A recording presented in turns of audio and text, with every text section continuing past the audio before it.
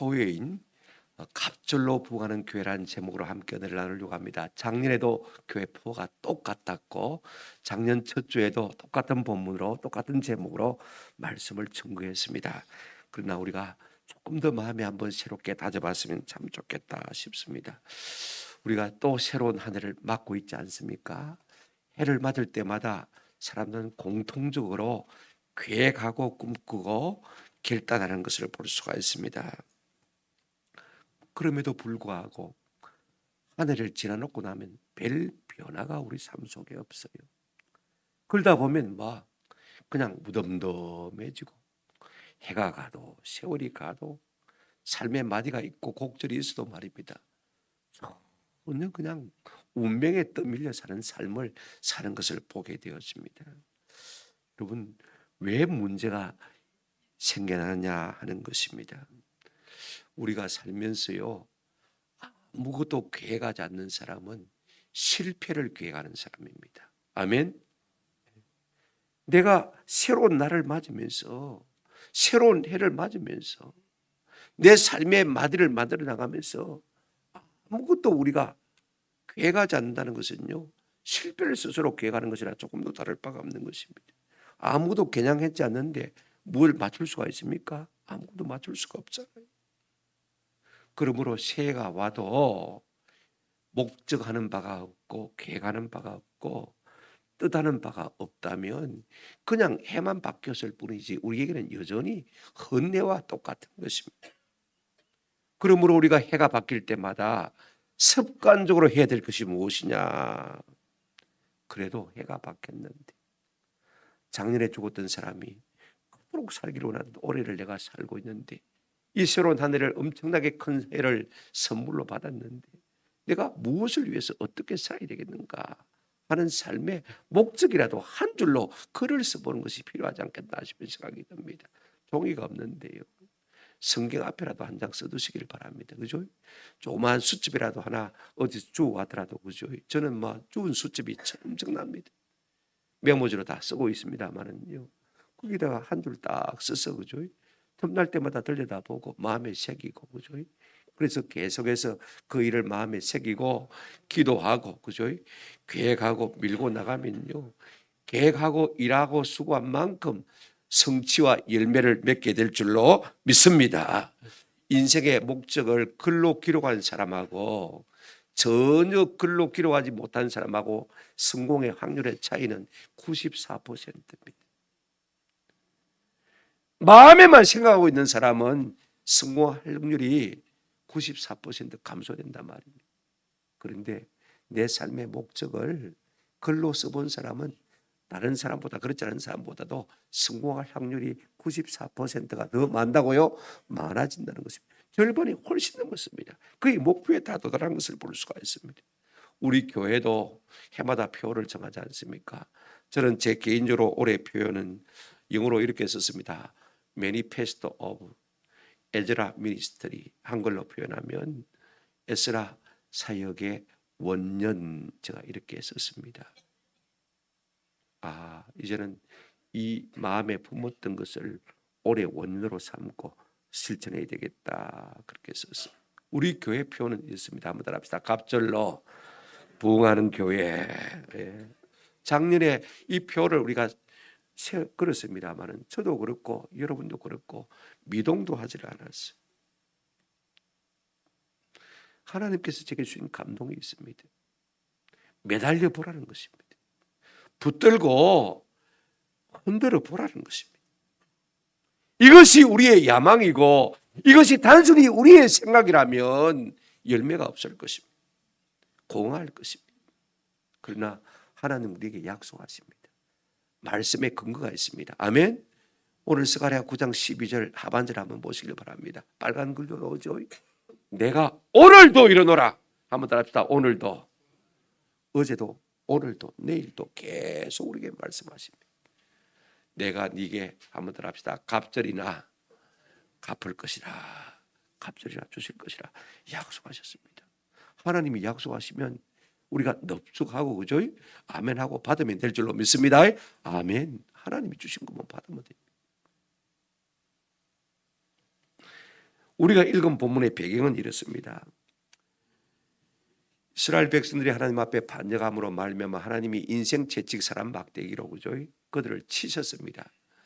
우리가 하나님 앞에 거스리고 대적할 때마다 하나님은요 사람을 들어서 우리 인생을 치십니다. 그게 뭐냐? 바벨론이란 강대국이었습니다. 그래서 이스라엘 백성을 바벨론 사람들이요 쳐서 꺾었어, 그죠? 그들을 포로 끌고 삽으로 떠갔듯이 말입니다. 자기 나라로 떠갔습니다. 70년 포로살이 종살이를 했습니다. 나라가 망해버렸어요. 근데 하나님이 약속하신 대로 70년이 되니까 1차, 2차, 3차 이스라엘 백성들이 돌아오기 시작했습니다. 바벨론 나라가 망하고 새로운 나라가 들어섰습니다. 어떤 나라죠? 메디아 페르시아라는 나라입니다. 그죠? 우리 성경에 메데 바사 이렇게 되어 있습니다만은요. 세속적인 나라 이름으로는 메디아 페르시아 제국이 들었고 그 고레스 왕이 말입니다. 하나님의 마음에 감동을 받아서 어떻게 했습니까? 이스라엘 백성들은 예루살렘으로 돌아갈 사람 다 돌아가라. 그곳에서 성전을 짓고 나와 우리 왕자들을 위해서 기도해달라. 내가 공사비를 지원하겠다. 그래서 돌려보내줬습니다. 여러분 망한 나라가요 다시 회복된 나라가 없습니다. 그죠? 이스라엘 외에는 없어요. 그래서 이스라엘 백성들이 이제 예루살렘으로 돌아와서 성전을 재건하기 시작하는데 어렵습니다. 녹록하지가 않습니다. 이런저런 어려움이 반대와 방해가 너무 많습니다. 그들은요 예루살렘으로 돌아오기만 하면 하나님께서 복을 주시고 잘되게 하시고 그 다음에 그로 말미암아 하나님께서 메시아를 땅에 보내줄 것으로 당장에 하나님의 위로가 나타날 것을 기대해 왔습니다. 그런데 우리가 본문의 배경을 좀 살펴보십시다. 유대인들의 현실과 우리의 현실을 좀 살펴보십시다. 1절부터 8절까지는요 하나님께서 한 나라와 한 왕을 일으키실 것을 말씀하고 있습니다. 뭐냐면 헬라 제국을 일으킬 것입니다. 지금이 주전 520년경입니다. 200년이 지나고 주전 300년경이 되어야만 헬라 제국이 태동을 하기 시작합니다. 아직은 다리오 왕 시절입니다. 아닥사스다 왕으로 왕기가 넘어가고 그 다음에 아하수에로 왕으로 왕위가 넘어가야 비로소 더 그리스 헬라에서 반대 세력이 일어날 것입니다. 영화 300이라는 영화를 보면 그렇지 않습니까? 그죠? 헬라에서 그리스에서 반란이 일어나서 아하수에로 왕이 정복을 하려고 합니다만 이기지를 못하고 그 나라가 점점 커져서 헬라 제국, 그리스 제국이 된 것을 우리가 잘 알고 있습니다. 아직도 헬라 제국이 생겨나기도 전인데 200년 전에 하나님께서는 헬라 제국이 생겨날 것이고 그곳에서 알렉산더 대왕이 날 것을 1절부터 8절까지 예언하고 있는 것을 볼 수가 있습니다. 여러분 생각해 보십시오. 돌아와서 모든 것이 잘 될 것이라고 생각하고 있는데 메시아 왕국이 이루어질 것이라고 생각했는데 여러분 9절부터 10절까지 메시아 왕에 대해서 말하고 있지 않습니까? 왕이 오셔야 되죠. 그런데 또다시 우리가 헬라 제국에 의해서 속국이 되어지고 그 다음에 이어서 나타난 로마 제국에 의해서 우리나라가 식민지가 된다면 무슨 소망이 있는가? 사람이 꿈이 성취될 때요 재미가 있습니다. 사는 게 그렇지 않습니까? 마음의 소원이 이루어져야 그것이 양약이 되는데 그러지를 못하니까 절망만 자꾸 더해가는 거예요. 사람이 기가 죽어가는 것입니다. 그냥 운명에 매여 사는 것입니다.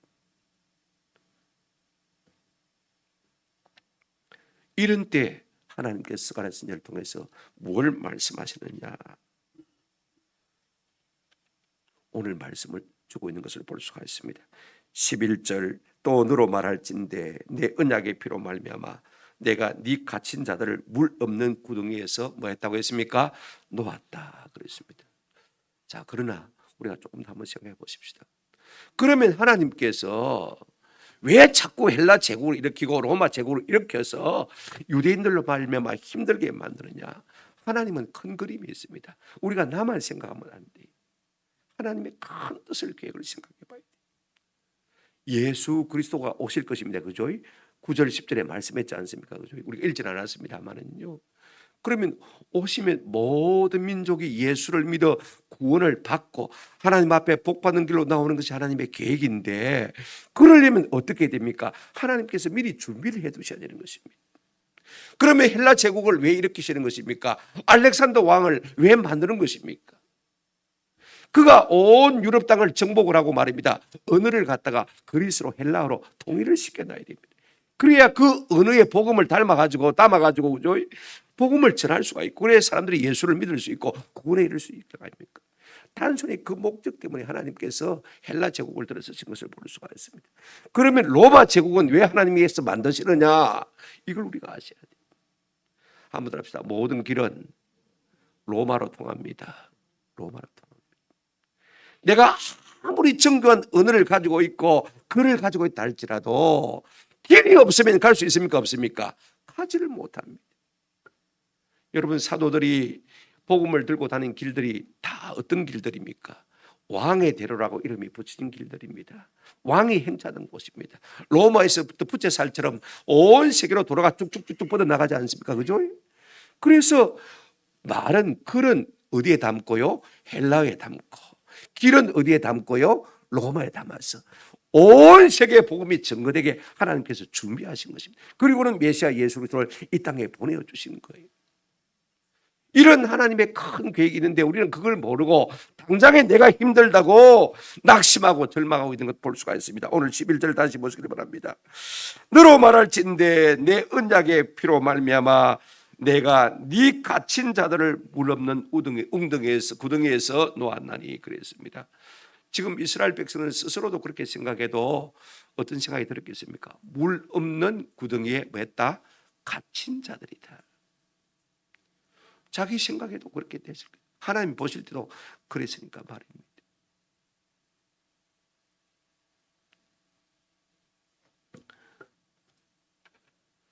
이것이 스가랴 선지자를 통해서 주신 첫 번째 말씀인데, 여기에 이런 말씀이 있습니다. 네 언약의 피로 말미암아 그랬습니다. 우리가 언약이라는 것은요, 결혼 언약을 예를 들면 신랑 신부 간에 맺는 언약입니다. 쌍방 간에 맺는 언약인데 여기 내 언약이라고 했습니다. 그래서 세번역 성경이나 영어 성경을 보게 되어지면 한번 답니다. 나와 너 사이에 피로 맺은 언약. 예, 나와 너 사이 피로 맺은 언약. 하나님과 우리 이스라엘 백성들이 피로 맺은 언약이 있습니다. 그게 뭐냐면 이스라엘 백성들이 애굽에서 나와서 50일 차에 시내산에 도착합니다. 그죠? 그때 하나님께서 시내산에 강림하시고 하나님께서 율법을 선포하신 것을 볼 수가 있습니다. 십계명을 주셨죠. 그죠? 그래서 네가 이 말대로 살면 내 백성이 될 것이고, 그죠? 그 다음에 내 소유가 될 것이고 내 제사장 나라가 될 것이고 거룩한 백성이 될 것이다. 네가 이 세상의 장자가 될 것이다. 하나님께서 그렇게 말씀하시고 약속해 주셨습니다. 한번 더 합시다. 내 언약을 지키면 십계명대로 살면 그랬습니다. 그랬더니 출애굽기 24장을 보게 되어지면 이제 모세와 이스라엘 백성들이 어떻게 합니까? 피를 받아가지고 피를 뿌리면서 우리가 이 말씀대로 다 준행하겠나이다 하고 피로 뭘 맺었습니까? 약속하고 언약을 맺었습니다. 아멘 다 했습니다. 우리가 이 말씀대로 살겠다는 것입니다. 그런데 이스라엘 백성들이요, 그 말씀한 대로 약속한 대로 살았습니까? 못 살았습니까? 못 사니까 바벨론 포로로 끌려간 것이죠. 못 사니까 지금 웅덩이에 갇힌 삶을 사는 것이죠. 그럼에도 불구하고 한번 따라합시다. 하나님은 약속을 지키십니다. 이스라엘 백성은 부족하지만 여전히 너는 내 장자다. 내 나라다. 내 소유다. 내 제사장 백성이다. 마음에 생각하고 그들을 통해서 예수 그리스도를 보내실 것을 마음속에 늘 잊어버린 적이 없는 하나님이신 것입니다. 그런데 오늘 본문에 보시면 끝에 이렇게 말씀하고 있습니다. 물 없는 구덩이에서 여러분 세번역 성경은 뭐라고 했습니까? 건져낼 것이다 했죠. 그죠? 우리말 성경은 뭐라고 했습니까? 구덩이에서 뭐 했습니까? 놓았다고 했습니다. 그죠? 그러니까 하나는 과거고 하나는 미래입니다. 그죠? 그러면 어느 번역이 맞느냐? 여러분 잘 생각해 보셔야 돼요. 저는 이 번역도 좋고 저 번역도 좋다고 생각됩니다. 하나님은 언제나 하시는 일이 한번 따라합시다. 미완료. 계속 진행해 나가신 것입니다. 과거에 우리를 구원하셨을 뿐 아니라 지금도 우리를 구원하시고 앞으로도 우리를 맞을 것입니까? 구원하실 것입니다. 이게 참 중요해요. 그런데 지금 우리의 처한 상황이 어떻습니까? 한번 따라합시다. 물 없는 구덩이. 물 없는 구덩이. 여러분 광야에 물 없는 구덩이는요, 그야말로 절망덩어리입니다. 누가 건져내줄 자가 없다면요, 살아서 나올 수가 없습니다. 예를 들면 요셉이죠. 요셉의 형들이 그들을 어떻게 했습니까? 옷을 벗겨서는 물 없는 구덩이에 말입니까? 던져버렸습니다. 다시는 살아나올 수 없는 그와 같은 처지가 되어진 것을 볼 수가 있어요. 그런데 하나님께서 형들의 마음을 변화시키셔 그죠? 요셉을 다시 꺼내가지고 어떻게 합니까?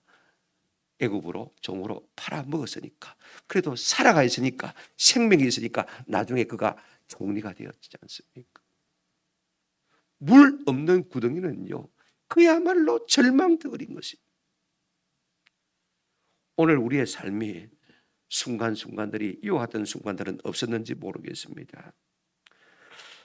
좀 내 삶이 좀 회복이 되었으면 좋겠는데, 대학을 졸업한 지 몇 년이 됐는데 변변찮은 직장도 없고, 그렇게 내가 주님을 사랑하고 섬기는데 애인도 하나 안 생기고, 이만하면 하나님께서 내게 복을 주셔서 다른 친구들은 좀 어지간하게 다 괜찮게 사는데 나는 예수 믿다고 하면서도 왜 이렇게 못 살지? 자녀들은 왜 이렇게 안 펴일까? 10년 전이나 20년 전이나 30년 전이나 지금이나 똑같은 답답함이 우리 마음속에 없습니까? 마치 물 없는 구덩이에 빠진 것 같은 우리의 삶은 아닌지 모르겠습니다. 이와 같은 삶이 계속되어지면요, 하나님 살아계신 거 맞나? 목사야 뭐 말로는 뭐 하나님이 복 주신다 하지만은 아이고 하나님은 죽으시는 모양이다. 냉소적인 신앙을 갖게 되는 것 아닙니까? 제 개인적으로 말하면 연산동에서 교회를 할 때 한 10년 동안이 꼭 그와 같았습니다. 교회는 많은데 우리 땅이 없어요. 제가 어느 교회 강사로 갔더니 저거는 훨씬 우리 교회보다 4배 큰 건물을 가지고 있으면서도 장로님이 기도할 때 그렇게 기도하더라고요. 하나님, 못 하나 박을 땅도 없는데 어쩌랍니까? 땅 좀 주이소, 땅 좀 주이소. 제가 눈물이 왈칵 나더라고요. 자기들은 지금 200평 전세 건물에 살고 있으면서 우리는 30평 전세 건물에 살고 있는데 못 하나 박을 땅도 없다고, 땅 달라고, 땅 달라고. 내가 더 서러워지더라고요. 여러분 30대 목사가요, 땅 한 평 없는 교회에서 목회하기가 쉽습니까? 그것도 10년을 목회했는데 아무도 땅 살 생각을 안 하고 정책당을 하면서 경주에서 1박 2일을 보내고 내려오면서 변화하자. 그래서 부곡동에 차를 대고 건물을 보러 갔습니다. 저 한신 아파트 쪽에 지금 그때 어떤 건물이 있었냐면 길평 엔지니어기라는 건물이 하나 있었습니다. 창고로 쓰던 건물인데 쓰레기 더미가 아마 몇 차는 됐을 것 같아요. 그거 다 들내고 청소하면 예배당 공간이 그저 그만일 수가 없더라고요. 그래 그달 당장에 우리 성선호 장로님이 계약을 했습니다. 그래 몇 주간 우리 교인들이 신이 나가지고 이거 청소하고 들내면 우리가 교회당 옮겨서 잘 쓸 수 있겠다.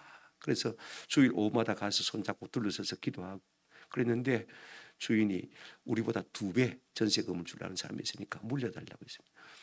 어쩔 수 없죠. 남을 손해볼 수 있습니까? 물렸어요. 그래 헛달감에 빠져 있었어요.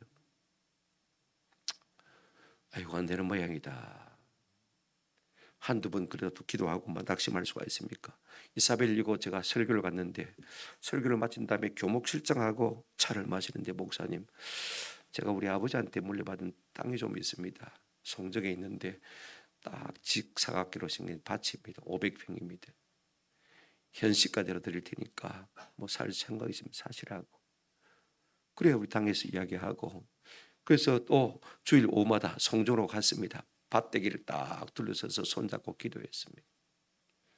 나중에 뭐 막상 도전을 해보려고 하니까 어땠습니까? 2배를 달라고 그랬어요. 2배라도 싸죠.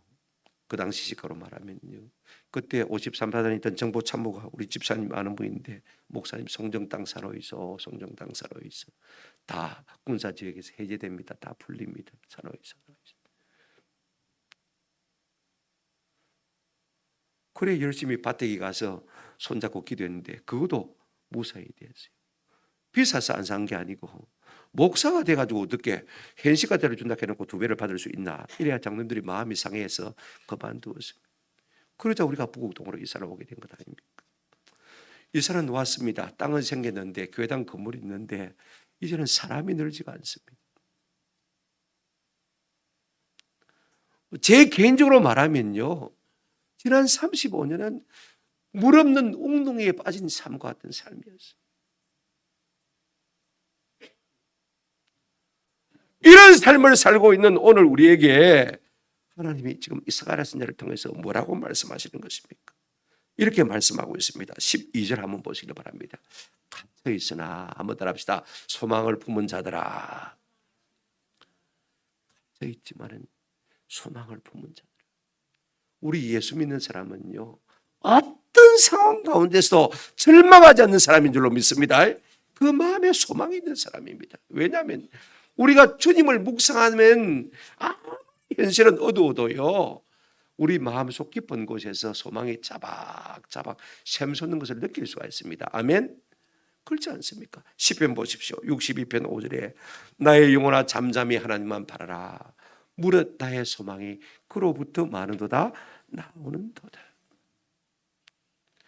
아무리 현실이 암담하고 어두워도 빛이 한가닥 안 보여도 우리 주님을 바라보면 위는 뚫려 있기 때문에 우리가 기도하면요, 하나님이 주시는 소망이 우리 가운데서 끊어지지 않습니다. 아멘. 절망하고 있다면 그건 성도가 아니죠. 우리 모두는요, 절망시키는 성도가 되시기를 주의 이름으로 축원합니다. 저거는 아무리 절망을 줘봐야 절망 안 하더라. 그래서 절망이 포기하고 도망가는 그와 같은 삶을 사는 은혜가 있기를 주님의 이름으로 축원합니다. 우리 주님이 말씀하셨습니다. 갇혀 있으나 한번 따라합시다. 소망을 품은 자들아. 저는 우리의 삶이 답답하고 암울하고 도무지 길이 보이지 않고 길이 열리지 않을 것 같은 가운데서도 우리 주님으로 말미암아 우리 가운데 소망이 가득하기를 주의 이름으로 축원합니다. 그래서 우리 주님 우리를 보실 때 네가 갇혀 있어도 네가 소망을 잃지 않는구나. 고맙다. 그렇게 우리에게 말씀을 끌어오실 수 있는 그와 같은 믿음의 사람이 되시기를 주님의 이름으로 축원합니다. 그런 사람들에게 우리 주님이 뭐라고 말씀하십니까? 한번 따라합시다. 너희는 요새로 돌아오라. 요새는 하나님 자신을 말하는 것입니다. 여러분, 하나님을 요새로 부른 사람은요, 성경에 유일하게 다윗 한 사람입니다. 시편 18편 1절 2절 한번 보실까요? 여호와는 나의 반석이시요 나의 무엇이요? 요새시요 나의 피난처 말입니다. 하나님만이 나의 피난처십니다. 하나님만이 나의 살 길입니다. 하나님만이 나의 소망입니다. 아멘. 그런 마음으로 지금 고백했단 말입니다. 소망을 가지고 하나님을 바르게 고백하는 자들에게 하나님은 피난처가 되시고 하나님은 우리의 요새가 되시는 줄로 믿습니다. 그렇습니다. 너희는 요새되는 내게로 한번 따라합시다. 돌아오라. 구약 성경에 돌아오라는 의미, 슈브란 말은요, 항상 회개와 관련이 되어 있는 것을 볼 수가 있습니다. 지금 이스라엘 백성이 바벨론에서 돌아와서 예루살렘에 있습니다. 성전을 재건해야 되는데 여러 가지 방해가 많습니다. 또 억지로 성전을 어쨌든 지어야 되니까 성전을 짓는 사람들이 하나님 앞에 거룩하지를 못했습니다. 우선순위가 뭐겠습니까? 여러분, 성전은 거룩할 성자 아닙니까? 그죠? 거룩하게 지어야 되는데 성전을 목적은 거룩하게 만들어 놓고는요, 방법과 수단이 합당하지를 못한 것을 볼 수가 있어요. 오늘 우리도 마찬가지입니다. 우리가 주를 섬길 때 가장 중요한 것이 성결입니다. 거룩입니다. 그죠? 주일학교 교사를 해도 잘 가르치는 것이 중요한 것이 아니고 내가 거룩한 것이 중요한 것입니다. 아멘? 우리가 전도에 임원을 해도요, 내가 사람들을 잘 끌어모으는 것이 중요한 것이 아니고 내가 하나님 앞에 거룩하게 사는 것이 저 우선순위입니다.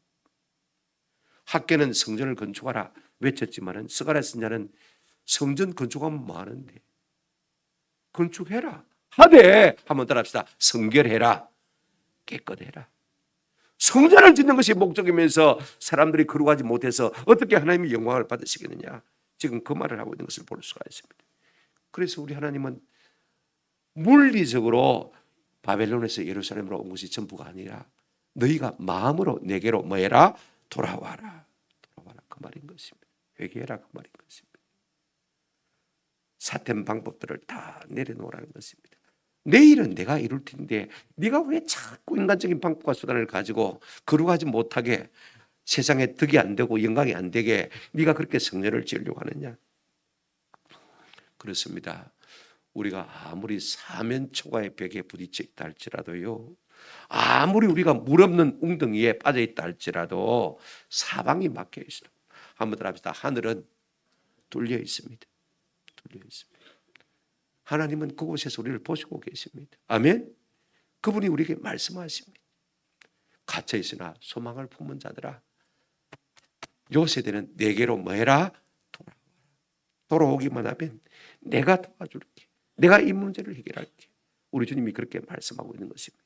오늘 우리의 삶 가운데 갇혀있는 그 같은 답답함이 우리 가운데 있다면요, 좀 눈을 들어 하나님을 바라보는 은혜가 있기를 주님의 이름으로 축원합니다. 하나님께로 좀 돌아가십시다. 그럴 때 하나님이 우리에게 뭐라고 말씀하십니까? 이제 두 번째, 여러분 하나님의 약속과 계획을 좀 우리가 살펴보십시다. 12절 하반절입니다. 빨간 부분이죠. 같이 한번 읽도록 하겠습니다. 시작. 내가 오늘도 이르노라. 내가 네게 갑절이나 갚을 것이라. 오늘도 내가 네한테 말한다. 어제도 말했지만은 내일도 말할 것이지만은 오늘도 네게 말한다. 내가 네게 뭐 할 것이다?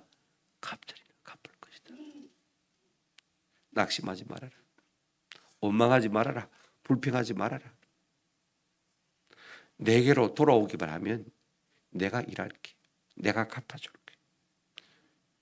갑절로 갚겠다. 원금만 돌려줘도 감사한데, 그죠? 현실적으로 채워만 줘도 감사한데, 왜 우리가 물 없는 웅덩이에 갇혀 있다 할지라도 절망하면 안 되느냐? 우리에게 소망이 되신 하나님이 우리 곁에 계시기 때문입니다. 아멘. 그 하나님이 한 번만 말씀하시고 한 번만 도와주시면 끝나는 것입니다. 오늘도 내가 이른다. 내가 네게 갑절이나 뭐 할 것이다? 갚을 것이다. 왜 갑절이나 갚을 것이라고 하십니까? 이 말의 의미가 무엇입니까? 한번 더 합시다. 내가 장자의 몫을 주겠다. 장자는 항상 두 몫입니다. 맞습니까? 그렇지 않습니까? 나는 아직도 너 그러지 같은 너 인간들을 내 장자로 생각하고 있답니다. 징계를 받아서 바벨론에 끌려갔다 왔지만은 그럼에도 불구하고 나는 너를 여전히 뭐로 생각한다고요? 장자로 생각한다. 남이야 뭐라든지 말든지 간에 그런 거 생각하지 말고 내 말만 들으라는 것입니다. 그리하면 70년 포로 생활한 것 내가 다 갚아줄게. 아멘? 그렇습니다. 또 하나 갑절을 준다는 의미가 무엇이냐면 이것은 위로와 상급의 의미가 있습니다. 이사야 61장 7절에 보게 되어지면 너희가 수치 대신에 보상을 배나 얻으며 능욕 대신에 몫으로 말미암아 즐거워할 것이라. 그리하여 그들의 땅에서 갑절이나 얻고 영원한 기쁨이 있으리라. 하나님 우리를 위로하시고 한번 우리를 갖다가 업어주기 시작하면요, 배나 되는 놀라운 회복이 우리 가운데 주어지는 줄로 믿습니다. 우리가 당한 기간만큼, 우리가 당한 고생의 강도만큼, 우리가 당한 손해만큼 아니라 보상해 주시되 한번 합시다. 갑절이나 주시는 것입니다. 성경에 그런 예가 있습니까? 예, 있습니다. 우리가 욥의 이야기를 잘 압니다만은요, 욥이 하나님 앞에 어렵고 경건한 순전한 사람 아닙니까? 그럼에도 사단의 미움을 받아가지고 시험을 당합니다. 그죠? 몸에 병들고 자식 다 잃고 재산 다 잃었습니다. 끝까지 순전한 믿음의 줄을 놓지 않을 때 우리가 욥기 42장을 가서 보시면요, 욥이 드디어 승리하고 하나님께서 그에게 복을 주시는 것을 볼 수가 있습니다. 욥기 42장 10절 보시기를 바랍니다. 욥이 그의 친구들을 위하여 기도할 때 여호와께서 욥의 공경을 돌이키시고 여호와께서 욥에게 이전 모든 소유보다 어떻게 주셨다고요? 갑절로 주시다고 했습니다. 회복시켜 주실 때는요, 항상 갑절로 회복시켜 주는 것을 볼 수가 있습니다. 그러면 이게 뭐 그냥 상징적인 용어냐 사실이냐 확인을 해보십시다. 욥이요 최초에 어떤 재산을 갖고 있었냐면 1장 욥기 1장 2절 3절 한번 보시길 바랍니다. 그에게 아들 몇 일곱 딸 몇 셋 칠남 삼녀가 있었습니다. 그죠? 그 다음에 3절을 보시길 바랍니다. 그의 소유물은 양이 몇 마리? 잘 기억해 두십시오. 양이 7천입니다. 자, 그 다음에 뭐가요? 낙타가 3천, 7천, 3천. 그죠? 7, 3 기억하십시오. 그 다음에 또 뭐가 있습니까? 소가 500결이란 말은 500쌍이란 말입니다. 그러니까 1000마리죠. 그죠? 그냥 500으로 기억하십시오. 그 다음에 암나귀가 몇? 500마리 정도만 있었는데, 자 보십시오. 하나님께서 배나 갚아주셨다고 했는데 다시 욥기 42장을 보시길 바랍니다. 욥기 42장. 집사님, 예. 자 보십시오. 12절 13절 여호와께서 욥의 말년에 욥에게 처음보다 더 복을 주시니 그가 양 몇 마리요? 14,000마리. 앞에 몇 마리였습니까? 7,000마리. 14,000이면 딱 배 맞죠? 그 다음에 낙타 몇 마리? 6,000. 앞에 몇 마리? 3,000마리. 딱 배잖아요. 그죠? 그 다음에 소 몇 결이? 1,000결이. 앞에는 몇 결이? 500결이. 결이까지 똑같습니다. 맞습니까? 딱 빼주셨습니다. 그 다음에 암나귀 몇 마리요? 1,000. 앞에는 몇 마리? 500마리. 할렐루야. 딱 갑절로 주신 것을 볼 수가 있습니다. 하나님 정확하신 분입니다. 그냥 문자 그대로 두루뭉실 이렇게 하시는 하나님이 아니십니다. 또 아들 7과 딸 3을 주셨으며 그랬습니다. 그죠? 아들 7, 딸 3 앞에서 먼저 뭐 했습니까? 죽었습니다. 그러면 14하고 6을 줘야 2배 아닙니까? 그죠? 왜 그러면 7밖에 안 주십니까? 하나님 보시기에는요, 그 죽은 아이들도 천국에서 뭐 합니까? 살아있으니까. 나중에 다시 만날 테니까. 7을 더 주시니까 14, 6 된 것이죠. 그죠? 하나님께서 정확하게 주신 것을 볼 수가 있어요. 하나님은요, 우리에게 장자의 몫을 주시기를 원하실 뿐 아니라 우리에게 위로와 상급을 주시기를 기뻐하실 때 한번 답시다. 배나 주실 것입니다. 여러분, 우리가 지난 세월 지리밀리하게 아무 진전도 없이 아무 발전도 없이 아무 성장도 없이 살아왔다 할지라도 우리 주님이 이제는 우리에게 말씀하십니다. 내가 오늘도 너에게 말한다. 이제는 내가 네게 한번 더 합시다. 갑절이나 갚을 것이다. 아멘. 이 약속의 말씀을 붙들면요, 내가 아멘하고 믿어 삼켜버리면요, 이 말씀이 내 속에 레마가 되어지면요, 그 다음에 이 말씀이 살아서 내 속에 역사하는 것입니다. 우리 교회가 갑절로 부흥하는 동안에 여러분 집구석은 가만히 있겠습니까? 가정은 가만 그대로 있겠습니까? 아닙니다. 절대로 그렇지 않습니다. 하나님께서 가정에서 복을 주기 시작해서, 그죠? 식구들에게 복을 주기 시작해서 교회가 부흥케 하시는 것이지, 교회만 딸랑 그렇게 하지 않습니다. 교회가 부흥될 때는 여러분 가정도 집안도 다 행동한 복을 누리게 되는 것입니다. 이 같은 은혜가 있기를 주님의 이름으로 축원합니다. 사람의 생각이 아닙니다. 하나님의 약속인 것입니다. 어떤 방법으로 하나님께서 그렇게 하시겠다고 했습니까? 3가지가 쭉 나와 있습니다. 시간이 너무 많이 가서 제가 말씀 못 드리겠습니다. 하나님은 다 계획이 있고 방법이 있습니다.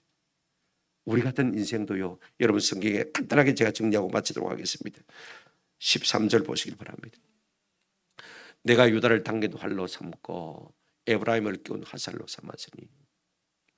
여러분, 유다와 에브라임은 북남이스라엘, 북이스라엘 남유다, 그 다음에 북이스라엘이 에브라임이죠. 그죠? 상극입니다. 그런데 유다를 갖다가 화살로, 활시로 삼을 것이라고 했습니다. 여러분, 활시는요, 복원력이 좋아야 좋은 시가 될 수가 있습니다. 굽혀 놓아도 지자리로 뭐 해야 됩니까? 돌아가면서 힘이 생기는 거거든요. 그래야 화살이 날아갈 수 있지 않습니까? 그죠? 이게 좋은 화살. 유다 백성들은요, 넘어져도 자빠져도 일어날 줄 압니다. 내가 너로 활시로 삼고, 에브라임은 뭘 삼겠다고요? 끼운 화살로 삼을 것이라고 했습니다. 여러분, 화살은 강직해야 됩니다. 그죠? 곱고 단단해야 됩니다. 그래야 좋은 화살이 될 수 있지 않습니까? 에브라임이 그와 같이 삼았어. 내가 활로 삼고 칼로 삼았어. 누구를 이기게 하겠다고 했습니까? 헬라 자식들을 이기게 하겠다. 여러분, 이스라엘이 헬라를 이겨본 적이 없습니다. 맞습니까? 역사상. 그럼 헬라 자식을 쳐서 이기겠다는 말이 무슨 말입니까? 한번 따라합시다. 복음으로 정복할 것이다. 아멘. 예. 예수 그리스도가 오면 그 예수 그리스도를 헬라 사람들이 믿게 될 것입니다. 그래서 복을 받게 할 것입니다. 14절 보시길 바랍니다. 14절. 예, 여호와께서 그들 위에 나타나서 일하실 것을 했습니다. 여러분 지금은 공중전입니다. 무슨 전쟁을 해도 그렇지 않습니까? 그죠? 하늘의 제공력이 확보가 안 되어지면요 전쟁에서 이길 수가 없습니다. 미사일 날아와야 되지 않습니까? 비행기가 쏴대야 되지 않습니까? 그죠? 하나님이 위에서 우리를 돕지 하시면요 우리가 세상을 이길 수가 없습니다. 한번 따라합시다. 하나님이 위에서 도와주실 것입니다. 위에서 성령의 능력을 우리 가운데 불같이 부어주시고요 신뢰한 은사를 우리에게 공급해 주시고 모든 좋은 것들을 하늘로부터 공수해 주신다면요 우리가 넉넉히 감당할 수 있는 것이죠. 15절입니다. 만군의 여호와께서 그들을 뭐 하시리니 호위하시리니. 저는 이 말이 참 좋아요. 호위하신다, 보호하신다는 말이죠. 가난이란 단어인데 히브리에 7번 나와요. 제일 먼저 나온 것이 열왕기상입니다. 제가 성경을 한번 여러분 펴주시기 바랍니다. 집사님 성경을 한번 펴주십시오. 열왕기하 19장 34절. 예, 감사합니다. 많이 넘어갔는데도 넘겨주셔서 한번 같이 읽겠습니다. 시작. 내가 나와 나의 종 다윗을 위하여 이 성을 보호하여 구원하리라 하셨나이다 하였더라.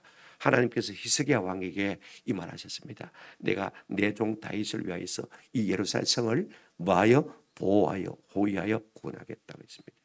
어떤 상황이냐면 아수르라는 대제국이 조그마한 예루살렘 성읍을 18만 5천 명에 달하는 군사를 보내서 에워싸고 있습니다. 보위를 딱 하고 있습니다. 여러분 가만히 있으면 망합니다. 예루살렘 보지 않습니까? 그죠? 그런데 하나님께서 이 성을 어떻게 했어요? 보호해서 한번 따라합시다. 호위하사 이 단어입니다. 똑같은 단어입니다. 그런데 놀라운 것은 그 다음 절 한번 보십니다. 19장 한 번 더 넘기시면 됩니다. 같이 읽겠습니다. 시작. 이 밤에 여호와의 사자가 나와서 아수르 진영에서 군사 18만 5천 명을 친지라. 아침에 일찍 일어나 보니 다 송장이 되었더라. 할렐루야. 하나님이 자기 백성을 어떻게 호위하십니까? 어떻게 보호하십니까? 한 천사를 보내어서. 성경에 보면 여호와의 사자가 단수입니다. 그죠? 여러 천사가 아닙니다.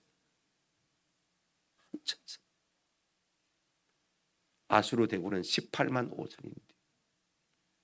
아침에 일어나 보니까 하나같이 다 뭐가 되어 있다고요? 송장이 되어 있다고 했습니다. 이것이 하나님이 우리를 호위하시는 방법입니다. 할렐루야. 하나님은 여러 천사를 보낼 이유가 없습니다. 한 천사만 보내도 우리 주변에 있는 어떤 대적들도 능히 이기게 하실 줄로 믿습니다. 이 믿음이 우리 가운데 있기를 주의 이름으로 축원합니다. 그 하나님께서 우리를 갑절로 갚아주실 거라고 약속하셨습니다. 아멘. 우리를 호위하심으로, 우리를 강하게 하심으로, 우리를 활로 삼으심으로 말미암아 그렇게 하실 것이라고 약속하셨습니다. 하나님이 하시면 하실 수가 있습니다. 맞습니까? 나는 못해도 나는 할 수 없어도 환경이 안 된다 할지라도 하나님이 위에서 공중에서 사게 지원하시면 얼마든지 할 수가 있는 것입니다.